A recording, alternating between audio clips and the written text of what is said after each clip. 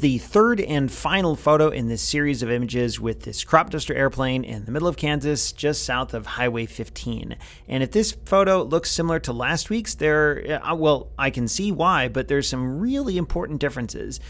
Namely, the fact that this is a panning shot, and last week's was almost the same composition, except all the motion was frozen. I think last week's was taken at like a 4,000th of a second shutter on my D500 with 70-200 millimeter lens. And after I'd gotten hundreds of those shots like last week's shot, I thought, I wonder if I can get a panning shot where I focus on the airplane and pan from left to right as it goes across this field with a slow shutter. I think I used probably a 45th of a second shutter, which is really slow anytime you want to capture motion, but especially slow if you want to capture motion of a plane going across a field like this. So 45th of a second is a really slow shutter.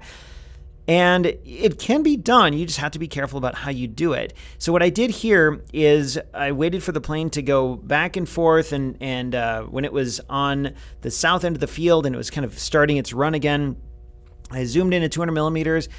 I put my camera in manual mode, and I dialed down the aperture to f/22, which is as small as it could get, and set the ISO at 100 and the shutter speed at 45th of a second. And doing that, I got about an even exposure.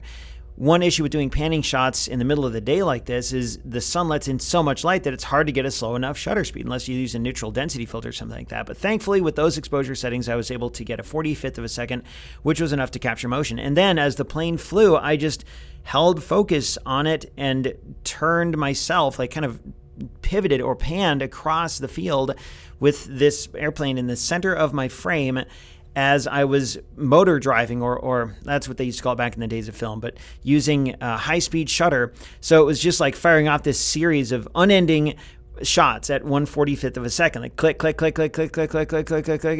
It just never stopped until it was at the end of the field and I let go of the shutter. And of all those shots, the first problem is getting one that's in focus, because it's really hard to keep whatever you're focusing on in focus when you're also trying to move yourself and your camera. I had a handful that were in focus, but this is my favorite because the plane is at this sort of 3/4 view. It's not fully side, it's not fully head on. It looks like it's just careening at breakneck speed, which I guess it kind of was. And this photo is my favorite from that whole it was 10 minutes of shooting, that whole time of shooting, because it conveys a sense of motion and action in a way that the other two photos I took that day, well, that I shared on Weekly 50 anyway, don't convey. Even the propeller, you can see the propeller is this light-colored circle at the front of the plane because it was spinning so rapidly that a 45th of a second was enough to get several revolutions of that propeller frozen in one image like this. If you zoom into 100%, you'll notice that it is slightly out of focus, but the key areas like the N503TA, I think, unless I'm transposing some numbers, that's sharp and in focus. The cockpit's in focus.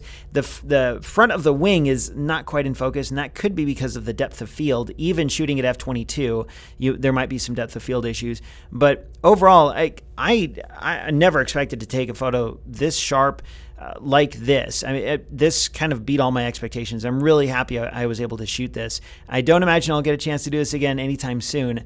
And because I did have this opportunity, I'm really glad that this photo did turn out the way it did.